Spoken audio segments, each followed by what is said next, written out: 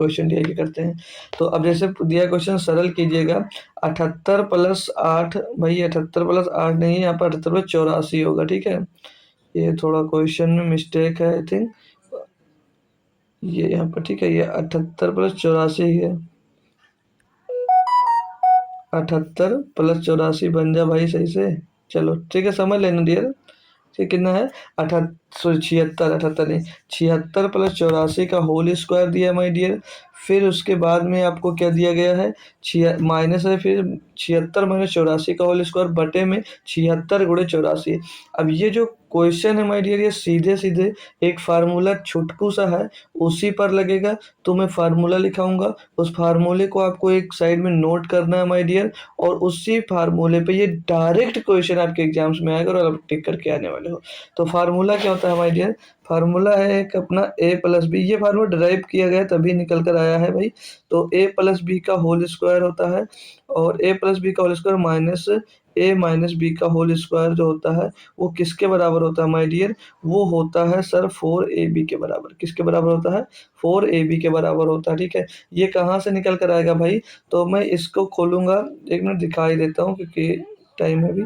ए square plus B square और plus का 2ab, एक आई का हो गया, ए प्लस बी का होल स्क्वायर का फार्मूला हो गया जी सर, माइनस ए माइनस बी का होल स्क्वायर। तो क्या होता है फार्मूला, ए स्क्वायर प्लस बी स्क्वायर और माइनस का 2ab, यही तो फार्मूला होता है दोस्त। जी सर बिल्कुल यही होता है। सॉल्व करेंगे इसको तो ये यहाँ पर ए स्क्वायर मिलेगा, ये बी स्क्वायर है, और ये प्लस का 2ab है। अब ये अंदर माइनस अब इंटर होगा तो माइनस का ए स्क्वायर माइनस का बी स्क्वायर, और ये माइनस का 2ab तो प्लस का 2ab हो जाएगा, ठीक है ना डियर। जी सर, सॉल्व करेंगे हम लोग भाई तो ये ए बी से ए बी कट जाएगा क्योंकि प्लस का ही है माइनस का, और 2ab मिलकर के बना देंगे भाई 4ab बना देंगे। तो ये फार्मूला कहाँ से मिला दोस्त, इन्हीं से मिलता है। अब मैंने सॉल्व भी करा दिया, बता भी दिया, तो इसको याद कर लीजिएगा कि ए स्क्वायर ए प्लस बी का होल स्क्वायर माइनस ए स्क्वायर माइनस बी स्क्वायर का ए माइनस बी का होल स्क्वायर बराबर होता है 4ab। तो इनसे मतलब क्या सर, क्वेश्चन से, तो क्वेश्चन में जो दिया भाई 76 है आपका ए, और जो 84 है आपका है बी, तो ए है ये बी है, और यहाँ पर नीचे ए और बी दिया गया है। क्लियर है दोस्त, जी सर। तो ए स्क्वायर ऊपर ए प्लस बी का होल स्क्वायर है, क्या है, ए प्लस बी का होल स्क्वायर, यानी कि 76 जो दिया है 76 प्लस 84 का होल स्क्वायर दिया है भाई। जी सर बिल्कुल सर यही दिया है, माइनस 76, 76 माइनस 84 का होल स्क्वायर इधर भी दिया है, और बटे में सर दिया है, बटे में क्या रहेगा, बटे में ये ए बी आ जाएगा, बटे में ए बी यानी कि 76 गुणे 84 दिया है जी सर, जो किसके बराबर है, ये 4ab के बराबर था, तो किसके बराबर हो जाएगा 4a के, किसके बराबर हो जाएगा, सिर्फ सिर्फ 4 के हो जाएगा। बस आप लोग डायरेक्ट इसका आंसर दे दीजिएगा, कुछ मत करिएगा, क्या कुछ भी मत करिएगा, आपका आंसर नंबर ए सही हो जाएगा डायरेक्ट। बाकी इसको सॉल्व भी किया जा सकता है, मेरे इतना टफ भी काम नहीं है, इनको सॉल्व भी हम लोग कर सकते हैं, ठीक है। जैसे इसी फार्मूले को हमने क्या किया, इसके ए बटे बी नीचे भेज दिया तो बराबर में क्या बचता है, 4 बचता है। अब जब ऐसा क्वेश्चन मिलेगा आपको, ऐसा कभी भी क्वेश्चन मिलेगा, अंक पे मत जाना, अंक कुछ भी डिजिट दिए होंगे, आंसर आपका हमेशा 4 ही आएगा, 4 ही आएगा, 4 ही आएगा। और दूसरा मेथड क्या है, अगर इसको सॉल्व ही करना है तो सॉल्व भी कर सकते हो, कैसे, अब हमने इतना इतना आपको लिखा दिया, अब ये लिखे जो, अब यहाँ पर देखो, ये ए प्लस बी का होल स्क्वायर माइनस ए माइनस बी का होल स्क्वायर बराबर क्या लिखा हमने, 4ab, क्या लिखा भैया 4ab, और ये बटे में क्वेश्चन में था, बटे में क्वेश्चन में दिया था कितना, ये तो जो हमने यहाँ पर फिर से हटा देखा था, जो ये रेड कलर से लिखा है, इतना तो क्वेश्चन आपका था ही जी सर। अब हम ऊपर वाला जब उठाते हैं तो ए प्लस बी का होल स्क्वायर माइनस ए माइनस बी का होल स्क्वायर बराबर क्या 4ab, तो ऊपर हम लोग 4ab रख देते हैं उसकी जगह पे, तो 4ab यानी कि 4a कितना है भैया 76, और b कितना है, b है सर 84, b कितना है भैया 84 दिया है, और बटे में आपका फिर से क्या 76 गुणे 84 दिया गया है। तो इसको सॉल्व भी करते हैं तब भी आपका आंसर वही आएगा, 76 से 76 84 84 एकदम 4 आपका आंसर आ गया। तो ऐसे भी कर सकते हो। बाकी अगर ऐसा फार्मूले टाइप से आपको मिल रहा है तो डायरेक्ट आप लोग 4 आंसर देकर आगे जरूर बढ़ जाइएगा, ज़्यादा माक्षापत्ति मत करना, इतना टाइम मैंने लिया आपको बस इसी के लिए लिया और कुछ नहीं, ठीक है। अगला क्वेश्चन ये जैसे रहा भैया, इसको मैंने कल ही बताया था भाई, एक इस टाइप का क्वेश्चन, उसमें क्या था, वहाँ पर प्लस की जगह पे माइनस था, क्या था भाई, प्लस की जगह पे माइनस था, और सेम बढ़िया एक ही तरह सा क्वेश्चन था। अब होप करूंगा अगर आपने कल ध्यान दिया होगा तो आज क्वेश्चन कर पाए होंगे, नहीं ध्यान दिया होगा तो नहीं कर पाओगे। मैंने बताया अगर यहाँ पर प्लस दिया होगा तो सब पे प्लस है भाई, पूरा करना पड़ेगा। अगर कुछ वाले माइनस होते तो उनको हटा दिया जाता है, मतलब माइनस वाले को साइड कर सकते हो। चलिए इनको हम सॉल्व करते हैं। तो कल मैंने बताया था जब भी ऐसा क्वेश्चन दिखे तो यहाँ पर कोई ना कोई फार्मूला जनरेट होता है, कि कौन सा फार्मूला जनरेट होगा तो ये अपने अकॉर्डिंग सोचना पड़ेगा। तो यहाँ पर फार्मूला है कि जनरेट, कल मैंने बताया था भाई क्या होता है, ए स्क्वायर और प्लस का बी स्क्वायर और प्लस का सर 2ab फार्मूला एक बनता है, वही फार्मूला लगता है। ये किसका फार्मूला होता है, ये फार्मूला होता है ए प्लस बी का होल स्क्वायर का फार्मूला होता है। जी सर होता है, जी सर बिल्कुल होता है। अब इसको क्या होता है, इस फार्मूले पर दोस्त इनको हमें सेट करना होगा, ये पूरा का पूरा क्वेश्चन हमको, ठीक है भाई। अब मैं देखिए आपको कोई रटी हुई बात नहीं बता रहा हूँ, ये एकदम एक ही एक काम इसमें से आपको डिटेल में करवाऊंगा, तभी दोस्त अच्छे से समझ में आएगा। अब हमको यही बनाना है यहाँ पर। तो ये जो 4ab लिखा, ये क्या लिखा, ये 2ab की वैल्यू लिखा और ये ए स्क्वायर प्लस बी स्क्वायर की वैल्यू लिखी है। तो ये अपने अकॉर्डिंग सोचना पड़ेगा, यहाँ पर ए का क्या मान रखे और बी का क्या मान रखे तो ये मिल जाए। तो बी का मान ए बी जो 2ab है वो गुणा करने पे 4√5 आया। तो ये अपने मन से हम लोग क्या करते हैं कि जो यहाँ पर ए स्क्वायर दिया गया है इसको हम लोग √5 मान लेते हैं। क्या मान लेते हैं भाई, √5 मान लेते हैं। तो √5 का स्क्वायर करेंगे भैया कितना आ जाएगा, 5 आ जाएगा। और प्लस 2 का स्क्वायर करेंगे भैया कितना आ जाएगा, 4 आ जाएगा। और प्लस का 2ab 2 × 2 और √5, ये कैसे हुआ भाई, ये 2ab, ए हमने क्या माना है 2 × 2, 2 × 2 और गुणे √5। तो ए इसमें हमने √5 मान लिया, बी हमने √2 मान लिया। देख रहे हो ए स्क्वायर बी स्क्वायर, ठीक है। तो यहाँ पर अब हमने पुट कर दिया। अब ये किसके बराबर था दोस्तों, तो ये फार्मूला हमारा मतलब किसके बराबर था, तो ये √5 प्लस 2 के होल स्क्वायर के बराबर है या नहीं है, आप लोग देख सकते हो यहाँ पर इसके बराबर है या नहीं है, ये हमने पुट किया। यहाँ पर A square B square plus 2ab, जी सर इसके बराबर है। तो जब इसके बराबर हमने पुट कर दिया, अब ये स्क्वायर से भाई ये रूट कट जाएगा, अंदर क्या बचेगा, √5 प्लस का 2 आपका बच जाएगा।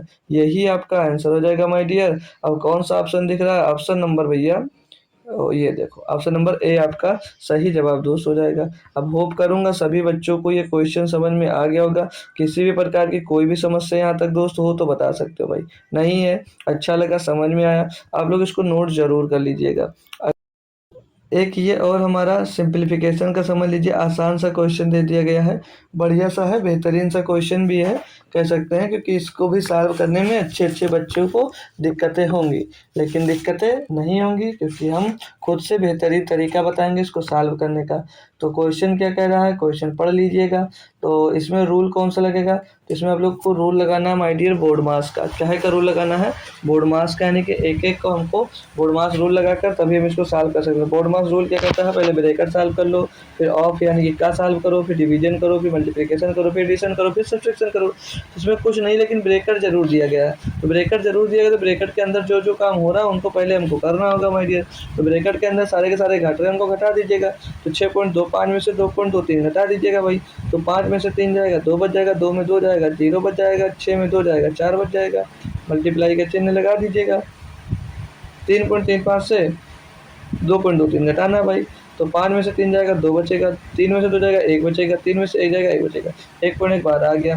यहाँ पर प्लस लगाएंगे भाई। अब इसको घटाना, देखो यहाँ पर 0.0016 माइनस 2.2987 दिया। अब यहाँ पर जो आंसर आएगा वो माइनस का आएगा। तो घटाना कैसे, इसमें से हमको निकालना है 0.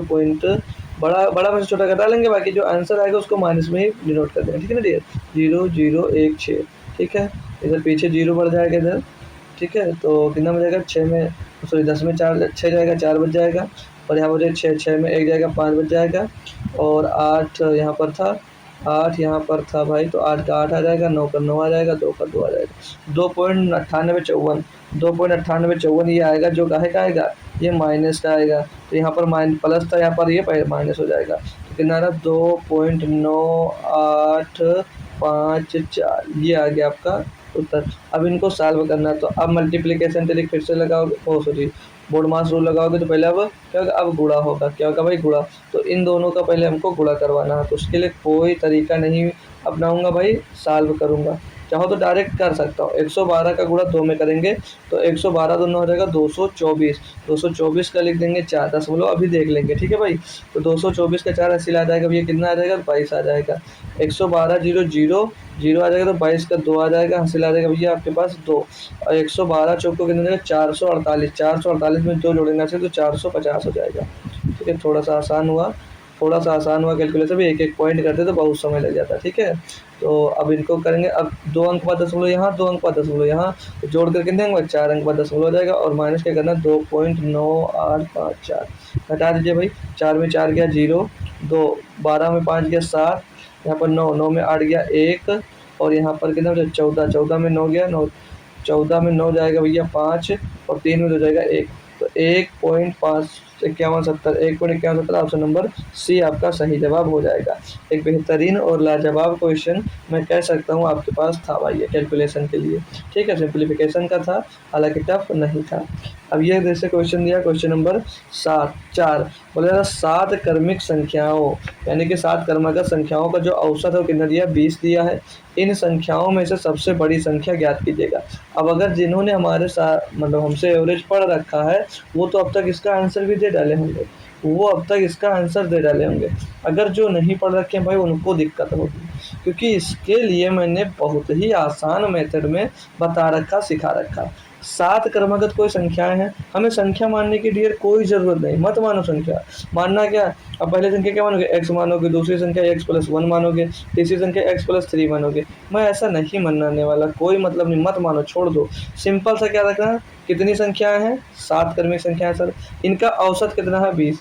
अब आपको सिखाया गया है कि जो औसत होता है हमेशा वो कहाँ का होता है, बीच का नंबर होता है। कहाँ का एवरेज कहाँ का होता है, बीच का नंबर होता है। यानी कि जो ये 20 है भैया, ये आपका क्या है एवरेज है, तो ये बीच का नंबर 20 आया है। यानी कि और टोटल नंबर कितने भैया, टोटल नंबर सर तो 7 है, यानी कि 3 नंबर इधर कहीं होगा और 3 नंबर कहीं इधर होगा। अब ये है क्या भाई, 7 क्रमिक संख्याओं का औसत पूछा गया, क्रमगत संख्याएं दी गई हैं, यानी कि ये 20 है तो 20 के बाद क्या आएगा 21, 21 के बाद 22, 22 के बाद क्या आएगा 23, और 20 से पहले 19, 19 से पहले 18, 18 से पहले 17। अब भैया क्या पूछा है आपसे, सबसे बड़ी संख्या, तो इनमें सबसे बड़ी संख्या लिखी हुई है कौन है, 23 दी गई है। छोटी पूछता भैया 17, कोई भी संख्या पूछ लेता, दूसरी तीसरी चौथी पाँचवीं छठी लगा देते भाई। बहुत ही आसान है, बहुत ही बेस्ट तरीका है। हालांकि यहाँ पे ये नहीं कि 7 की जगह पे 8 होता, तब भी होता, अगला लेते तब बीच वाला हम लोग उसको मान लेते, 20 को क्या बीच में मान लेते और आगे पीछे संख्याएं ले लेते भाई। ठीक है, होप करूँगा बात क्लियर होगी। इससे आसान कोई मेथड नहीं है, जो भी औसत दिया होता है वो हमेशा बीच का नंबर होता है। जैसे 1, 2 और 3 का बोल दिया जाए औसत निकालो, तो इसका औसत 2 ही होगा, चेक कर लो। 1 2 3 3 6, 6 बटे कितनी संख्या 3, 3 दूनी 6, तो औसत हमेशा क्या होता है बीच का नंबर होता है जब संख्याएं क्रमागत होती है। होप करूँगा बात समझ आ गई होगी। ऑप्शन नंबर सी इसका एकदम से सही और सटीक जवाब यहाँ पर दोस्त हो जाता है। कोई दिक्कत कोई परेशानी नहीं है तो थम्स अप करिएगा और एक हार्ट भेज दीजिएगा जिससे समझ में आ गया। तो 5 नंबर क्वेश्चन क्या दिया गया समझिएगा डिटेल में अच्छे से भैया, बढ़िया एक 11 सा क्वेश्चन आपके पास है। बोला जा रहा माय डियर कि किसान विकास पत्र में मनोज की बचत 1/3 हिस्सा है। यानी कि किसान विकास पत्र में मनोज की जो बचत है, बचत का 1/3 हिस्सा पब्लिक प्रोविडेंट फंड में उसकी बचत के आधे के बराबर है। मतलब इसमें जो वो बचा रहा है उसका 1/3 हिस्सा जो है वो पब्लिक प्रोविडेंट फंड में उसकी बचत के आधे के बराबर, जितना बचा रहा उसके आधे के बराबर, उसका 1/3 और इसका आधा बराबर है। यदि उसके पास कुल बचत के रूप में कितना भैया 1.5 लाख रुपए है, तो उसने पब्लिक प्रोविडेंट फंड में कितने की बचत की है। बस नॉर्मल सा क्वेश्चन है, मतलब मज़ा आएगा ऐसा नहीं है। तो आपने एक फार्मूला पढ़ा होगा भाई, डीआई में है, किसी दिन मैंने बताया होगा कि बचत बराबर क्या होता है, या बचत प्लस व्यय जो होता है वो किसके बराबर होता है, आय के बराबर होता है। आय बराबर क्या होगा, बचत प्लस व्यय। यही याद है या नहीं याद है किसी को भाई, याद है नहीं याद है, नहीं याद है कोई बात नहीं, मत याद रखो, यहाँ सीखिए बस। तो जो किसान विकास पत्र में मनोज की बचत है वो मनोज की बचत का 1/3, तो इसको मैं लिख सकता हूँ किसान क्या है, किसान विकास पत्र, हिंदी में लिखा है किसान विकास पत्र केवीपी का जो 1/3 हिस्सा है वो किसके बराबर दिया गया है, वो पब्लिक PPF लिख दो भाई, पब्लिक प्रोविडेंट फंड का 1/2, यही तो बोला गया है जी सर, क्लियर है।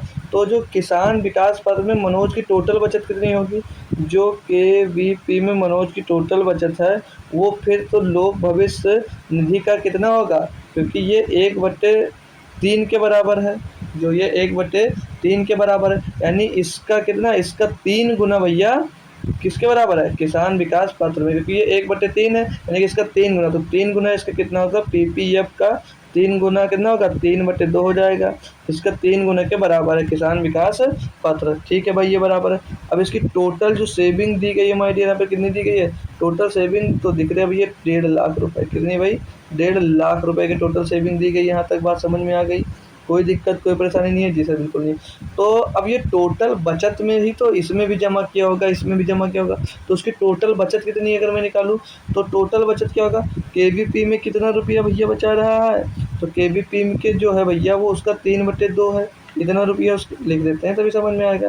केवीपी यानी कि किसान विकास पत्र में वो कितने रुपया, इसका कितना पर कितना जो टोटल बचत है उसका कितना है, उसका 3/2 है, उसका कितना भैया 3/2 है। और वही सेम काम पब्लिक प्रोविडेंट फंड में पीपीएफ में कितना है भैया, तो इसका कितना था 1/3 कितना था भैया, ये 1/2 के बराबर था, यानी कि टोटल अगर मैं जोड़ूंगा ये पूरा इसका कितना होगा, तो पूरा इसका माय डियर 2 हो जाएगा। कितना हो जाएगा, 2 हो जाएगा, क्योंकि ये आधा था ओ सॉरी आधा था ना, तो इसका डबल 1 हो जाएगा। आधे का डबल कितना होगा, आधे से पूरा होगा 1 होगा, यानी इसका 1 होगा, पूरा 1 बचत रहा होगा।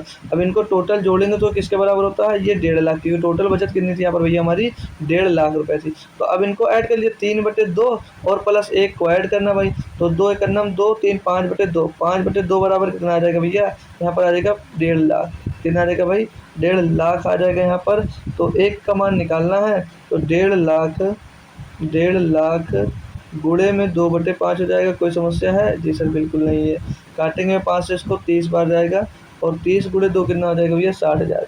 तो यहाँ पर लोग एक किसका निकाला था भैया, पब्लिक प्रोविडेंट फंड का, तो कितना 1 है, तो 1 बराबर कितना मिलेगा 30 दूनी 60,000। कितना हो जाएगा भैया 30 दूनी 60,000। One of the best question था आपके पेट के अकॉर्डिंग भाई, ठीक है, अच्छा सा प्यारा क्वेश्चन था।